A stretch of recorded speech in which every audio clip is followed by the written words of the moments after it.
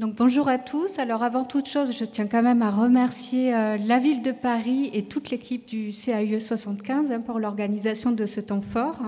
Et je me réjouis aussi de la présence de Maguelone de Jean-Ponce, présente ici pour le Conseil de l'Europe, car ça a été dit ce matin, mais il est vrai que la Convention du Conseil de l'Europe sur le paysage irrigue notre politique publique, celle du ministère de la Transition écologique, au titre de la politique du paysage. Et ça a été précisé également par la salle, cette traduction de la Convention sur le paysage a été faite dans la loi.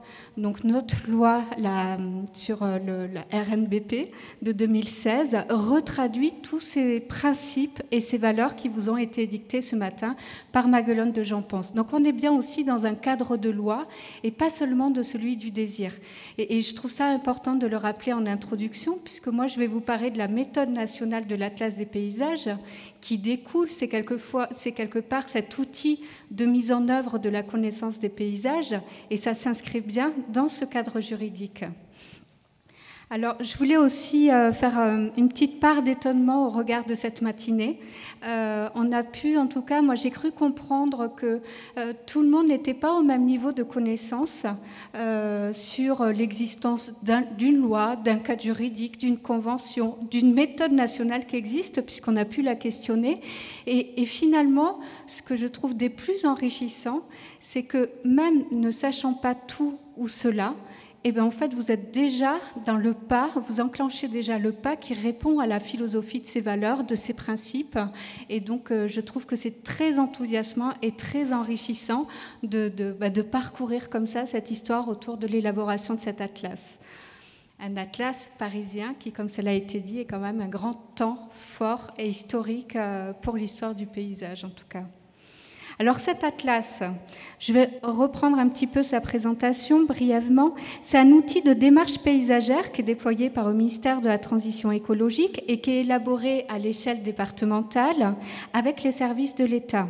Alors il délivre aux collectivités et aux porteurs de projets une connaissance argumentée et formalisée de tous les paysages. Il sert ainsi de référence pour guider qualitativement les choix d'aménagement et développer des projets ou des programmes qui soient complètement adaptés à l'identité des territoires et à leurs capacités. Cette connaissance va conférer aussi aux documents d'urbanisme, et là j'entends ce matin qu'a pu être énoncée cette question, cet alignement des planètes avec un PLU bioclimatique, justement ce que vous allez produire là, va pouvoir alimenter pleinement ce PLU bioclimatique et toute la planification qui va s'en suivre, puisque c'est un devoir, la connaissance des paysages, c'est un devoir en matière de qualité paysagère de tous les espaces. Et pour citer la Convention, je reprendrai naturels, ruraux, urbains et périurbains. Alors en 2022, cette année d'ailleurs, nous avons fait le recensement exprès pour cette rencontre de tous les atlas de paysages. 81% du territoire national est couvert par un atlas de paysages. L'objectif du ministère, bien évidemment, c'est de couvrir le 100% de ce territoire, qui soit un atlas départemental ou qui soit régional, puisqu'il existe aussi, et ça ce n'est pas dans le texte de loi, une échelle régionale qui vous autorise, par le cumul de la connaissance à l'échelle départementale, de pouvoir construire votre vision stratégique et d'avenir à l'échelle de la région. Donc nous, l'objectif 100%, on se le donne dans une visée opérationnelle. Et cette visée opérationnelle, pour y répondre, on a questionné l'ensemble des utilisateurs et usagers du paysage, que ce soit les services de l'État, que ce soit les collectivités, la société civile, pour nous rendre compte un petit peu de quel levier pour être mis en œuvre pour atteindre cet objectif opérationnel qui partage bien évidemment.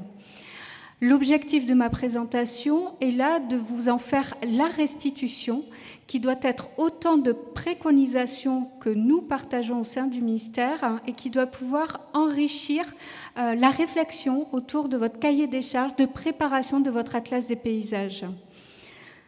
La première, qui est cruciale et qui n'existe pas dans la méthode en vigueur, c'est celle d'introduire dans l'atlas de paysage un volet de recommandations pour rendre l'outil plus opérationnel. L'ensemble des acteurs qui ont pu être sondés, des acteurs de terrain, partagent ce premier enjeu. Sinon, et ça a été dit ce matin, on reste dans une vision théorique et elle a besoin de trouver à s'ancrer dans nos territoires au sein des différentes politiques publiques. Et ça, c'est essentiel de pouvoir lui conférer d'ores et déjà cette visée opérationnelle. Alors, les recommandations, suivant les standards déjà parus, elles peuvent être d'ordre d'intention. Par exemple, pour de la construction de logements, je m'en réfère au contexte urbain, quelle serait sa localisation, sa qualité architecturale, son choix des matériaux, mais sans faire de prérogatives strictes. On invite à. Cela peut être par contre aussi, et au titre du Code de l'urbanisme et de l'environnement, des éléments de paysage que vous allez repérer, et on l'a vu ce matin avec les cartes de la Pure, il y a déjà ce travail qui a été effectué, et qui peut être de façon collégiale, le département, la ville, la région, les communes limitrophes, vous entendre à ce que la commune puisse d'elle-même, puisqu'il n'y a pas d'injonction, on est sur la libre administration des collectivités, donc c'est une décision collégiale, dont pourra se ressaisir la commune, l'intercommunalité, pour œuvrer à des prescriptions dans les documents d'urbanisme. Donc on a vraiment ces deux niveaux, et ces deux niveaux sont deux niveaux à soigner si l'on veut tendre à une qualité d'objectifs paysagères de l'aménagement du territoire. Vous y reviendrez tout à l'heure, c'est d'ailleurs cette innovation qui a été introduite dans la démarche qui est menée par les Côtes d'Armor. Donc les collègues vous l'évoqueront tout à l'heure. Et je cite, c'est de fonder l'Atlas aux échelles d'implication des acteurs et d'amener les acteurs du territoire à prendre en compte le paysage dans les politiques et les projets d'aménagement. Alors cette première préconisation m'amène à une seconde, qui est de conforter la gouvernance multi-échelle et multi-partenariale de la connaissance des paysages. Ce mode de pilotage, il est essentiel pour amener votre projet à se réaliser, pour construire une vision stratégique du territoire. Si on est un ensemble de compétences, il a été dit ce matin des mosaïques, pour reprendre les termes de Maguelone de Jean Pons, cette mosaïque va permettre de construire une vision stratégique à partir du paysage pour interroger la biodiversité, l'architecture, le patrimoine, la nature, la santé, mais aussi la mobilité. Donc c'est essentiel. Ça implique aussi l'intervention d'acteurs qui soient pluriels et d'horizons divers, toujours aux côtés de la maîtrise d'ouvrage, ici par la ville de Paris et l'État. Et c'est d'ailleurs, je trouve que c'est une belle image de cette assemblée aujourd'hui, c'est déjà l'image de l'installation de faire un atlas de paysage que de tous nous réunir par des horizons professionnels divers, des compétences variées pour croiser les regards et poser ce premier contexte du paysage parisien. Car, je citerai de nombreux collègues, le paysage n'est pas seulement une affaire de spécialistes, c'est l'affaire de tous. Et donc, parce qu'il invite à questionner nos manières de travailler ensemble, il nous invite aussi à dépasser la somme fortuite des décisions par politique sectorielle pour laisser place à davantage de transversalité. Et c'est aussi composé avec les départements limitrophes. J'ai entendu tous les appels ce matin avec la métropole de pouvoir, et on l'a vu y compris sur les échappées visuelles présentées par la Pure, l'impact direct et là, sur les communes limitrophes, mais il y a aussi le paysage lui-même qui vous invite, parce qu'il ne se limite pas à nos limites administratives, et ça a été aussi dit par la Pure, de travailler en dialogue et en continuité pour fonder ce document. Cette notion de gouvernance m'amène à cette troisième, qui est d'associer la population à l'élaboration des atlas de paysage pour en faire un document qui soit plus partagé. Alors, les habitants, et on l'a entendu encore ce matin, sont de plus en plus sensibles à ce qui constitue leur cadre de vie, qui est encadré par la Convention du Conseil de l'Europe sur le paysage et repris dans la loi. Elle est de permettre à la population de s'approprier ses paysages et son cadre de vie et de participer pleinement aux choix qui président à leur évolution. C'est, je crois, toute l'ambition qui a été présentée, initiée en ouverture par le maire adjoint à la ville de Paris ce matin. C'est de réunir largement un collectif de partenaires pour fonder ce document de paysage.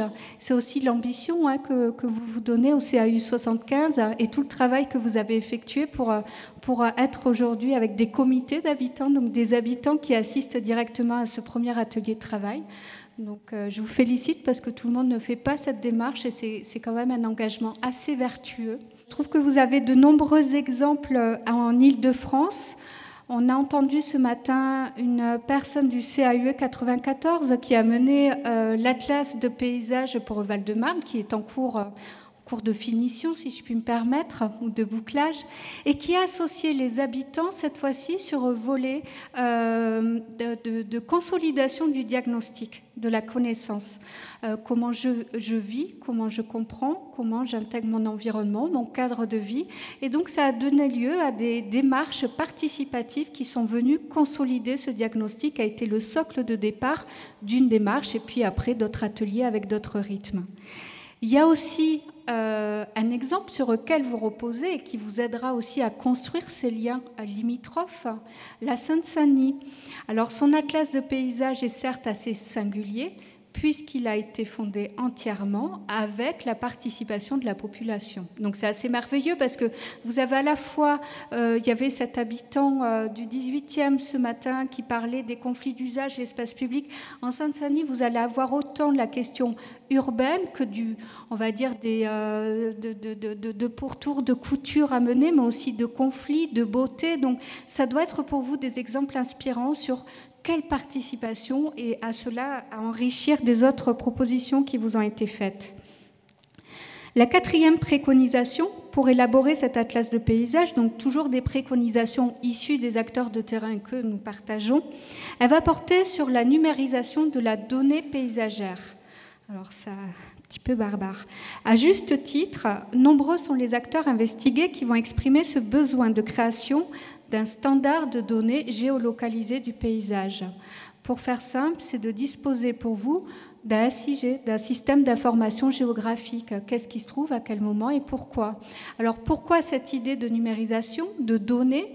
Tout simplement puisqu'on a besoin que la donnée paysagère soit accessible au plus grand nombre, donc tous les acteurs de l'aménagement et pas seulement les spécialistes du paysage, mais également la population. Et on voit que cette donnée paysagère, elle a besoin d'être manipulée dans d'autres contextes. Quand on fait une étude d'aménagement, on va croiser le PLUI, on va croiser différentes couches, la biodiversité, le PLUI, les trames bleues, les trames vertes. Le paysage n'existe pas. Et ce n'est pas quelqu'un d'une autre compétence qui peut-être ira retraduire un document qu'on aura mis quelque part. Donc on a besoin de rendre active cette donnée paysagère pour qu'elle s'intègre à l'aménagement du territoire et qu'elle trouve pleinement à répondre aux attendus que nous confère le Code de l'urbanisme et de l'environnement. Ensuite, alors là aussi, vous avez des exemples, excusez-moi, pour rester dans le fil droit de l'ordre du jour de la Bretagne. Il y a l'Observatoire de l'environnement de la Bretagne qui a créé une base de données qui géolocalise les unités de paysage à l'échelle de chaque département, avec un lien vers la fiche descriptive de l'unité de l'atlas correspondant. Et les données bretonnes, finalement, de leur territoire, on va les retrouver sur un géoportail, donc un site public, et que chacun pourra employer pour faire ses diagnostics, ses études d'impact ou ses analyses. De l'ensemble de ces préconisations en découle la cinquième, j'espère que je ne suis pas trop longue, et qui rejoint un petit peu la question du format qui a été posée ce matin. C'est quel format de livrable de ce document de paysage ?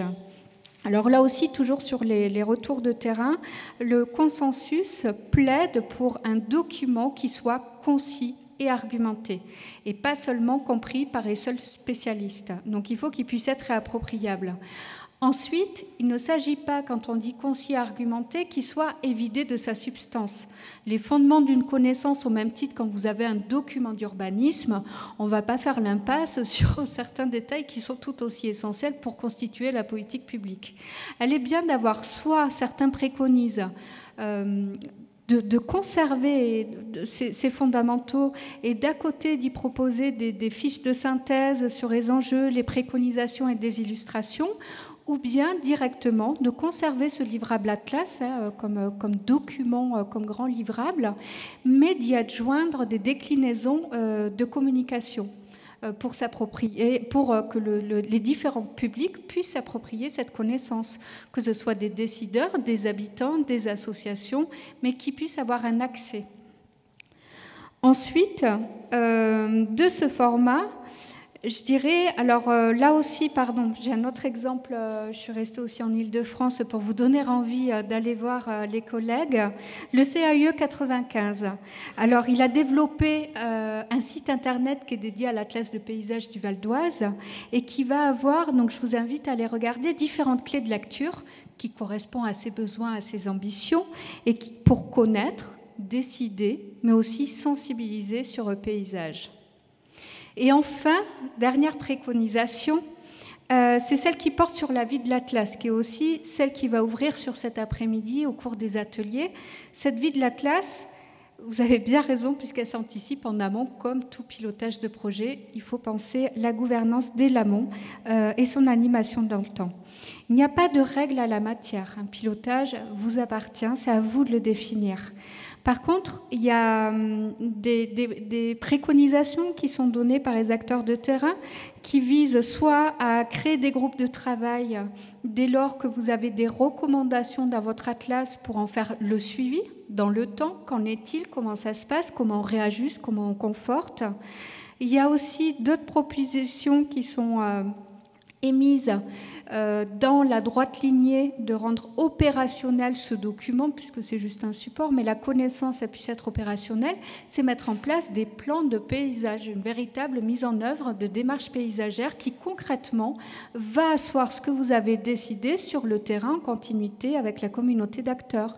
Donc ça peut tout à fait s'envisager pour vous dès l'enclenchement d'un atlas de paysage, de ce document, de le faire suivre conjointement, de réfléchir à ce volet très spatialisé et contextualisé. Un dernier élément, parmi les pistes qui ont été esquissées ce matin sur quel outil pour associer les habitants, même si nombreuses sont celles qui vous ont été livrées, il y a eu la carte sensible, je rajouterai un outil paysager qui est l'Observatoire photographique des paysages. C'est un formidable outil, c'est de la reproduction photographique sur un même lieu ou un même itinéraire et sur une même cadence de temps qui vous est donnée. Et de cet observatoire photographique, vous pouvez vous-même ou en lien avec le politique œuvrer à l'observation des évolutions, des transformations paysagères qui sont à l'œuvre sur votre territoire. À Montreuil, par exemple, le Bas-Montreuil, qui a connu une forte réurbanisation de la ville sur la ville, avait monté son observatoire et vous voyez toute l'évolution pour les habitants à échelle humaine de ce qui est opéré. Et ça, c'est un outil formidable de débat. Il n'y a pas besoin d'être expert usager, c'est la preuve par l'image et qui donne à voir à chacun si ce qui a été fait nous plaît pas, de quelle façon le corriger ou d'avancer ou de le conforter. Donc je vous y invite aussi grandement. Et c'est à Saint-Brieuc, puisque juste après, ce sont les collègues bretons qui s'expriment, au pays de Saint-Brieuc, pardon, que l'observatoire a été intégré directement au SCOT, le schéma de cohérence et d'orientation territoriale. Pour vous, à Paris, c'est le SDRIF, ce schéma stratégique d'aménagement. Et là, immédiatement, vous avez eu un observatoire photographique qui a permis de suivre les évolutions, les transformations paysagères sur des points donnés. Et du coup, le débat est ouvert au fur et à mesure de la vie de ce document stratégique d'aménagement sur la qualité paysagère d'une entrée de ville, d'aménagement urbain, de cœur d'îlot. Donc ça peut être un observatoire dédié à ce thème que vous pouvez imaginer, tout comme, puisque nous sommes ici dans la Maison du Climat et d'autres observatoires l'ont porté également, c'est aussi l'adaptation au changement climatique. Ça peut même être un outil à articuler avec le PLU bioclimatique, d'avoir cet observatoire du paysage qui l'anime et qui rend compte de ces évolutions. Bon, je lance des pistes, il n'y a pas d'injonction. C'est des invitations créatives issues des échanges de la matinée. Pour conclure, parce que le temps est court et je vous assomme de nombreuses informations, mais on pourra y revenir au cours des ateliers. L'ensemble de la synthèse des enseignements de cette enquête nationale dont je vous ai livré les préconisations, vous pouvez les retrouver sur le site du ministère, le site Objectif Paysage, auquel cas n'hésitez pas, j'enverrai les différents liens ou des plaquettes si vous en avez besoin pour travailler, je reste disponible. Et celles-ci, elles doivent vous inspirer pour fonder cette nouvelle génération des atlas de paysage, pour qu'elles soient plus opérationnelle, vous l'aurez compris, et plus partagée avec l'ensemble des parties prenantes. Alors la méthode nationale, elle va disposer de ces invariants, on l'a déjà dit, le volet, les fondements de la connaissance, cet aspect scientifique et quantitatif. Et il autorise, donc la méthode, vous pouvez vous l'adapter pour autoriser aussi l'adaptation de ce document à partir des objectifs que vous lui conférez. Et dans ce contexte de questionnement de notre doctrine nationale, finalement, il n'y a pas d'inconfort à avoir, mais plutôt ça ouvre pour vous la voie à l'expérimentation. On a vu, la donnée urbaine existe peu. Elle mérite à être mise en dialogue avec d'autres collectivités qui s'y sont attachées, voire d'autres exemples de pays membres au Conseil de l'Europe, de la Convention sur le paysage au Conseil de l'Europe. On a entendu ce matin la Serbie qui a travaillé sur cet aspect urbain. Donc je pense qu'il y a au contraire toute une émulation et une voie à l'expérimentation qui vous est proposée. Vous avez de nombreux exemples en Île-de-France qui vous permettront aussi de répondre à la singularité de votre atlas parisien du paysage, que j'aimerais presque renommer l'atlas urbain du paysage. Et puis quand même, pour saluer les équipes, ça a été dit, vous avez déjà des personnes à vos côtés. Moi, je tiens aussi à souligner toute la qualité et l'excellence de l'équipe des services de l'État en région qui sont là à vos côtés, qui sont aussi copilotes de la démarche. Vous avez l'ensemble du réseau du paysage, qui est un réseau national, qui peut être mobilisé sur des questions à réfléchir et à mettre en lien avec vous tous.